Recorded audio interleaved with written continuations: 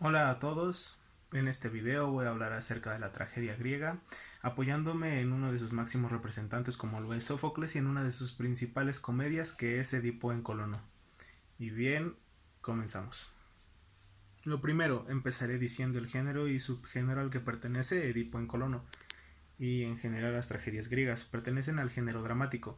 Este tiene una raíz griega y etimológicamente significa hacer o actuar.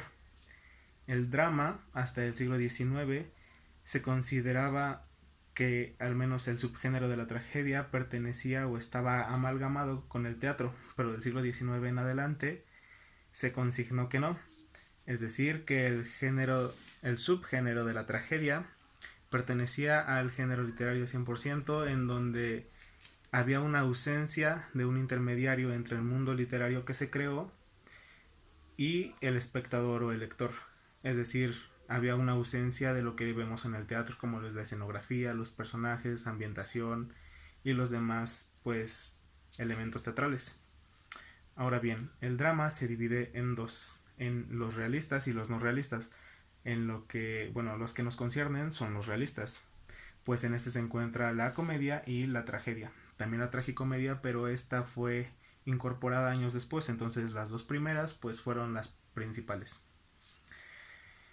Bien, la tragedia la definiré un poco más adelante y comenzaré dando algunas características del género del drama.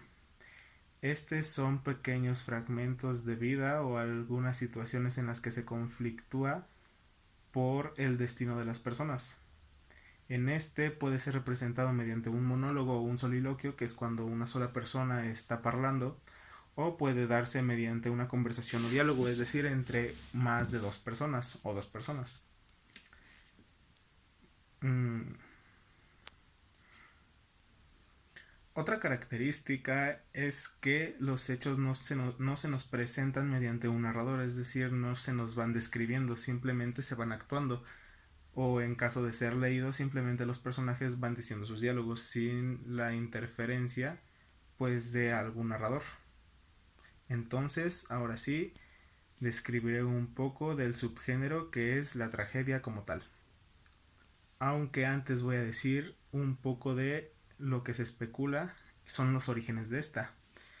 Pues se dice que la tragedia comenzó según pues los sacrificios que se les hacía a los dioses mediante el matar animales. O bien también dice que son representaciones sagradas, pues como parte de los mitos en los que se incorporaba la vida de alguna persona y así se podía dar esta relación directa entre el pueblo y los dioses. La tragedia griega como la conocemos llegó intacta hasta el romanticismo. Después del romanticismo comenzó a sufrir algunas modificaciones tanto estéticas como morfológicas. Y también Aristóteles la menciona en su Poética. Aquí nos da una reflexión estética a través de sus características y los componentes de la tragedia.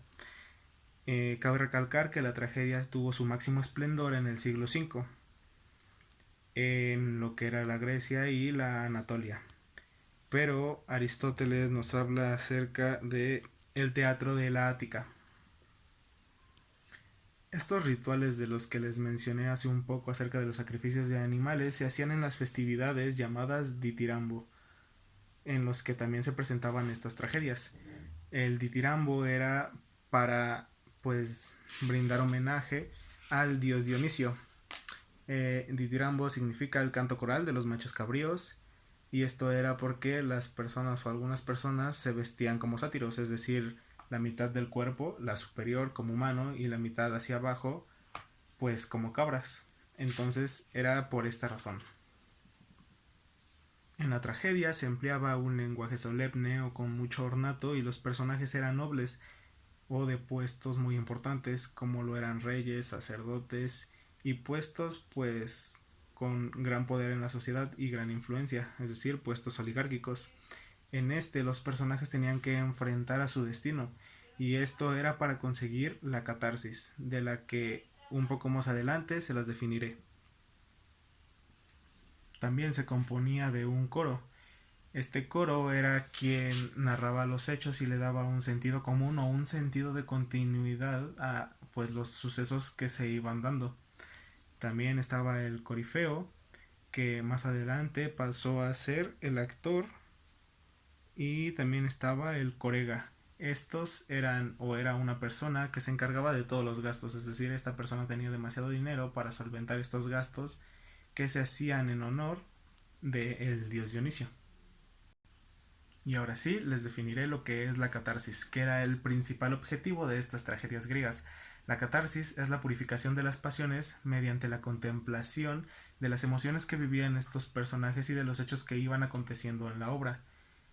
Esto pues por el desenlace tan trágico que tenía y lograba causar alguna reflexión en todos los espectadores o en todos los que escuchaban de estas tragedias. Y eso más que nada era la catarsis.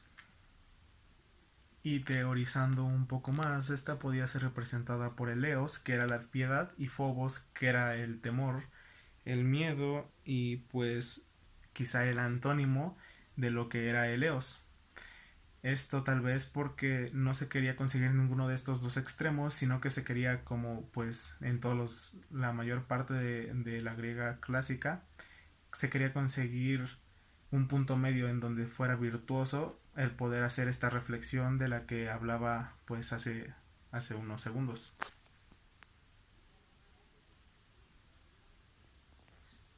La tragedia también contaba con una secuencia, podríamos decirla, determinada, en la que se veían tres elementos que tenían una constante aparición.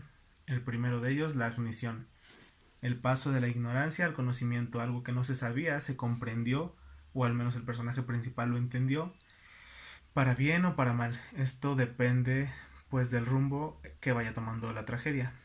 La ignición es el primero, después viene la peripecia, el cambio total de los eventos en donde da un giro pues completo.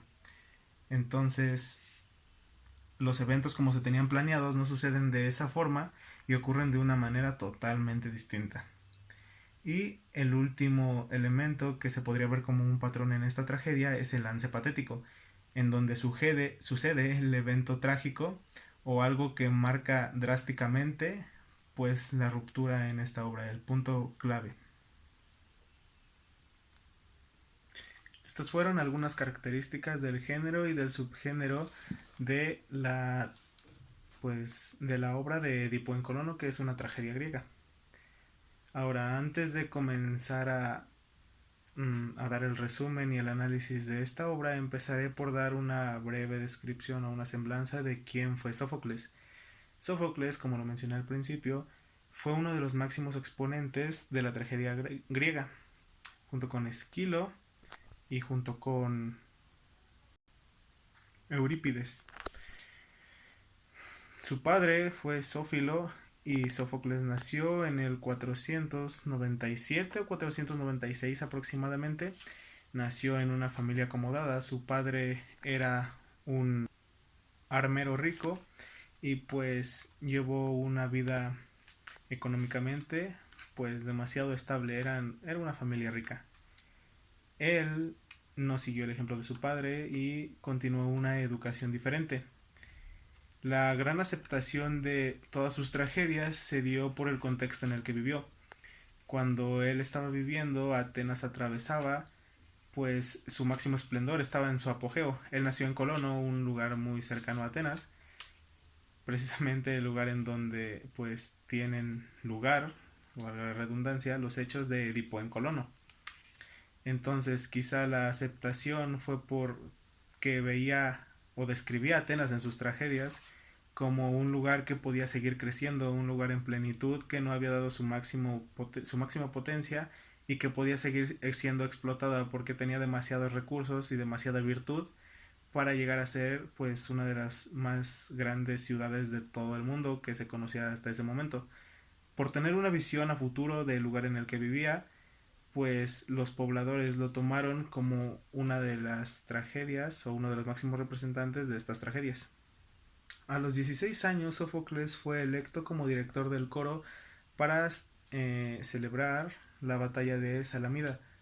En el 468 se da a conocer como un autor trágico. venciendo a Esquilo en las Dionísicas, es decir, en estas festividades que les había mencionado en honor al dios Dionisio. Se presume que Sófocles escribió alrededor de 123 tragedias y ganó un total de 24 veces, contra las 13 victorias que tuvo solamente Esquilo en estas festividades del Ditirambo o las Dionísicas. Ambos fueron personajes que tuvieron y dieron grandes aportes a la tragedia, evidentemente cada uno en tiempos diferentes, aunque fueron contemporáneos. Algo más de la vida de Sófocles es que fue amigo del historiador Heródoto y también del político Pericles. Él no se involucró mucho en ninguna de estas dos ramas, pero estuvo involucrado un poco en el sector de la guerra que abarcaba también el sector de la política. De hecho, participó de una manera muy directa. Él fue estratega y participó en la expedición a Samos en el 440. Otra de las cosas que agregó Sófocles fueron aportes o innovaciones a la tragedia, al igual que Esquilo, y en un momento se las mencionaré. Y bien, por una parte tenemos a Esquilo, quien es considerado el padre de la tragedia. Él innovó incorporando un segundo actor a esta tragedia, agilizando así un poco más pues las conversaciones y permitiendo un diálogo. Él se especializaba en las trilogías, es decir, sus tragedias venían por trilogías. Y Sófocles, pues, además de un segundo actor, comenzó a incorporar más personajes y más actores, y también profundizó en el papel de estos personajes, es decir, no eran simplemente participaciones superfluas en las que se presentara al personaje y empezara a actuar o a contarse los hechos que pasaban a partir de que se presentaba, sino que le daba un trasfondo y más historia al desarrollo de estos personajes. También incorporó la escenografía y pues se decía que Sófocles, de hecho la tragedia como lo mencioné, tenía un lenguaje con pues demasiado ornato o un lenguaje sublime, y una de las diferencias que se veía en las tragedias de los demás y las de Sófocles es que él incluso para su época no metía un lenguaje tan especializado, sino que lo trataba de hacer algo más coloquial o dependiendo cómo se fueran dando los hechos que sucedían en lo que él iba narrando. Y él tenía cuatro pilares, que era el dolor, la constancia, um, era la fe y la soledad. Eh, Quizá estas son características que puedan tener todas las tragedias, pues por el tipo de representaciones que son, pero en las obras de Sófocles se veían un poco más marcadas. Y finalmente, la muerte de Sófocles. Él vivió y nació en el apogeo de Atenas, como ya lo había dicho, y murió sin ver pues caer o ver el declive de esta gran ciudad. Él murió aproximadamente en el 406 o 405 y pues sí, murió justo antes de que Atenas perdiera la guerra o la batalla jónica, la tercera de las batallas de la guerra contra Esparta, es decir, de la Liga del Peloponeso contra la Liga Ática. O mejor dicho, la Liga de Delos. La Liga de Delos encabezado pues precisamente por la ciudad de Atenas, y la Liga del Peloponeso encabezada por Esparta, que se había unido también a Persia, siendo la batalla en Egospótamos la última, es decir, de esta guerra jónica en Egospótamos fue la última derrota de las tropas de Delos, y pues un año más tarde aproximadamente es cuando viene el declive total del auge de Atenas, más o menos en el 404. Esta obra de Edipo en Colono, pues bien, comenzaré a dar su resumen y el análisis de los elementos, después de ver el género y el subgénero al que pertenece y además de quién fue quien lo escribió. pues lo escribió Sófocles no mucho tiempo antes de morir, pero fue presentado hasta el 401 por su nieto Sófocles el Joven, igual en uno de estos pues eventos de las Dionísicas. Los personajes que aquí aparecen son en su mayoría personajes que aparecieron en Edipo Rey. Es Edipo, es Creonte, sus dos hijas, Teseo, el coro y el mensajero. Con sus dos hijas me refiero a Antígona y a Ismene, y también a su hijo Polinices. Entonces bien, comenzaré por dar un resumen de lo que aconteció en Edipo en Colono. Aunque antes, cronológicamente, Edipo en Colono sería la continuación de Edipo Rey. Y si ustedes no han visto o no han leído Edipo Rey, pues también se los resumiré un poco aquí. Resulta que el nacimiento de Edipo ya venía predeterminado, pues a su padre le había dicho un oráculo, un vaticinio, el cual era que el hijo que él tuviera iba a matarlo a él, al padre de Edipo, y además iba a quedarse con su mamá de Edipo, o sea, con su esposa, y iba a tener descendencia con su madre, es decir, estaba destinado a matar a su padre y a acostarse con su madre. Los padres de Edipo, el padre se llamaba Layo y su madre se llamaba Yocasta. Entonces, Layo, asustado por esta profecía, encargó a uno de sus súbditos que a Edipo lo matara cuando era un bebé. Pero este súbdito no hizo precisamente caso y se lo llevó a una montaña y simplemente le amarró los tobillos. Y de hecho Edipo significa el de los pies hinchados o pies hinchados. Entonces, cuando Edipo creció porque lo encontraron en las montañas y lo criaron, él pues se dirigía hacia la ciudad de Tebas y en el camino se encontró con unos hombres con los cuales conflictuó y pues peleó. Y él mató a esos hombres y dentro de esos hombres estaba su padre Layo. Entonces se comenzaba a cumplir el destino trágico de Edipo. Evidentemente Edipo no conocía que Layo era su padre y siguió con su camino hasta llegar a Tebas. Ya que estaba en Tebas, Edipo pues escuchó que la ciudad estaba siendo azotada por el acertijo de una esfinge, el cual logró resolver. Y después de resolverla, pues Edipo se consagró como el rey de Tebas. Y la reina del lugar era nada más y nada menos que su madre, Yocasta. Entonces, pues él asumió ese lugar como si nada estuviera pasando, pues él desconocía totalmente quién era la reina. Entonces se casaron y tuvieron a 4 hijos, de los cuales ya mencioné 3 y son los que van a aparecer en Edipo en Colono. Con el tiempo, una nueva amenaza estaba azotando Tebas. Ahora eran tiempos de desabasto, tiempos en los que estaba azotando a la ciudad, pues igual una tragedia.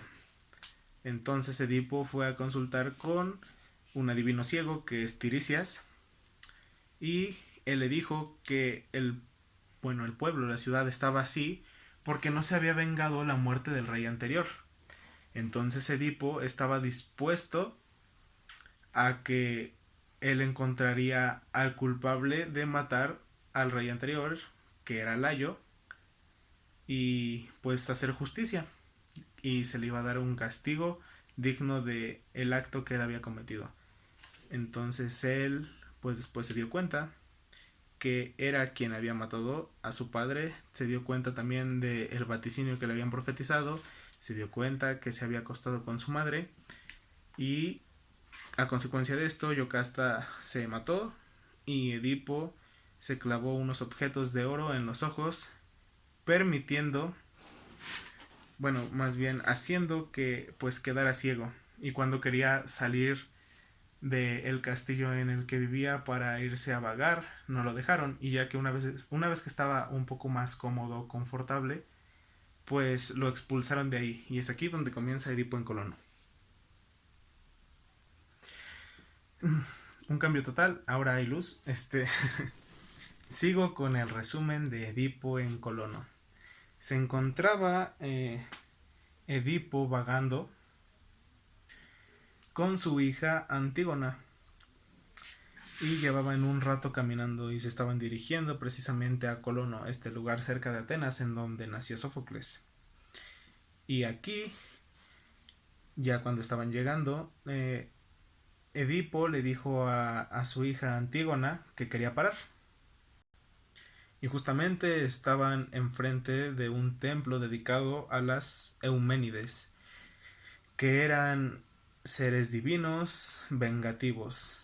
Los romanos más adelante las adaptaron como furias y estos pues seguían siendo entidades femeninas que buscaban venganza por actos cometidos. Se sentaron a descansar ahí y Edipo pues no podía ver, entonces estaba siendo guiado por su hija. Después pobladores del lugar llegaron a decirle que se quitara de ese lugar. Llegaron a tratar de persuadirlo porque decían que no podían hacer ellos, o sea, no podían retirarlo de ahí por la fuerza. Él les dijo que no, que él necesitaba estar en ese lugar y que fueran a hablarle pues a su gobernante. Entonces ellos fueron por Teseo. Teseo, hijo del rey Egeo y de Etra, con el toque divino de los dioses. Bien, ese Teseo, el rey de Atenas. De... Después llegó Teseo y trató de persuadir a Edipo de que se fuera de ese lugar. Pero ellos no sabían que él era Edipo hasta que él se los dijo. Entonces, pues estaban aún más convencidos de querer sacar a Edipo de ahí, pues temían que los dioses tuvieran represalias contra ellos por tener a alguien con un destino tan trágico. Edipo ya estaba un poco más apaciguado porque él se había dado cuenta que los actos que él cometió no los hizo intencionalmente, sino que simplemente él estaba siendo peón del destino que los dioses ya le habían fraguado. Eh, e incluso les dijo que él sabía de una nueva profecía, bueno, una profecía que ya le habían dicho, que en el lugar que él muriera, pues ese lugar iba a estar protegido por él, por su espíritu. Entonces era conveniente que fuera enterrado en esa ciudad, en la ciudad de Atenas o ahí en Colono. Porque si no, su cuñado Creonte, que era quien se quedó al mando tras la salida de Edipo de Tebas, pues él lo iba a llevar a la ciudad de Tebas a morir para que su espíritu vengativo o protector pudiera cuidar de esa ciudad. Y Edipo sabía, mediante la profecía, que entre Tebas y Atenas iba a haber un conflicto.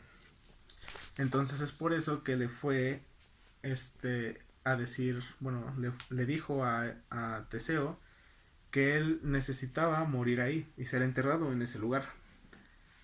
Teseo pues accedió porque incluso Atenas es característica del lugar la hospitalidad. Entonces cuando accedió le dijo que solamente tenía una condición, Edipo, que era que lo protegiera de su cuñado Creonte. Para esto también llegó la otra hija de Edipo, Ismene, y los estaban acompañando.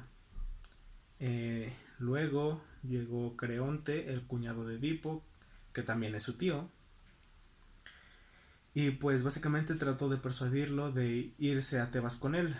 Edipo se negó y pues los ancianos del pueblo que fungían como el coro ayudaron a que Creonte no se llevara a Edipo a Tebas.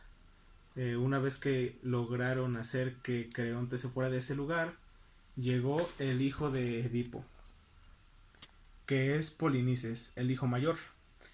Polinices le estaba pidiendo a Edipo que le diera su bendición para poder combatir a su hermano que lo había destronado. Entonces él quería simplemente, pues eso, la aprobación, porque Polinices había escuchado que sin la aprobación de él la batalla estaba perdida. Pero Edipo, pues, le dijo que no, básicamente porque sus dos hijas fueron las que se encargaron de él y las que lo trataron mejor. Y sus dos hijos varones, pues no hicieron nada. Incluso ellos fueron los que lo echaron cuando, bueno, lo echaron de Tebas cuando él ya estaba un poco más cómodo en ese lugar. Una vez que su hijo Polinices se fue, su hermana Ifigenia perdón, su hermana Antígona trató de convencerlo de que no se fuera, pues era evidente que sin la aprobación de su padre él perdería la batalla contra su hermano. Entonces Antígona le suplicó a su hermano que no hiciera eso, pero Polinices ya estaba decidido a ir a combatir a su hermano y no podía retractarse. Entonces él se fue. Una vez que se fue él, Antígona se quedó con su padre, con Edipo, y el cielo comenzó a crepitar. Eh, Se nubló, empezaron a caer rayos y él lo tomó como un estigma, es decir, como que los dioses, Zeus en especial, se estaba haciendo presente. Entonces él sabía que el momento de su muerte estaba cerca, por lo que nuevamente volvió a llamar a Teseo. Y Teseo fue de inmediato. Después de que Teseo llegó, él le comentó lo de los rayos de Zeus y que su momento de muerte ya estaba demasiado cerca. Entonces, pues Edipo se preparó y comenzó a caminar buscando el lugar donde sería enterrado. Evidentemente Edipo no veía, entonces él estaba siendo guiado por la visión de los dioses. Cuando él encontró el lugar, le pidió a sus hijas, Ismene y Antígona, que se fueran y simplemente quedó él con Teseo. Después de que Teseo pues enterrara a Edipo una vez que él murió en un lugar que no quería que fuera revelado para que así pudiera su espíritu cuidar de Colono y de Atenas, un mensajero le llevó todas estas noticias a sus hijas y al pueblo. Pero sus hijas querían saber dónde había sido enterrado, aunque Teseo, consciente de la situación, de que si alguna persona más además de él sabía el paradero del cuerpo de su padre podía ser pues perjudicial para todos, no les develó el lugar en donde estaba. Y ellas hicieron una petición más, que les dieran recursos para poder ir a Tebas y hacer que su hermano pues no combatiera contra su otro hermano. Y esto Teseo se los concedió. Entonces Antígona e Ismene partieron hacia Tebas para tratar de evitar que hubiera una batalla pues en la que el resultado iba a ser inminente. Y bien, pues después de revisar todos los puntos anteriores sobre las características de lo que es la tragedia y el drama, Edipo en Colono es una de las obras magnas de Sófocles y cumple todos estos puntos, además de ser pues una tragedia que cumple su función principal, que es el de la catarsis, pues te pone a reflexionar e incluso a pensar si puede haber una intertextualidad temporal o de contexto.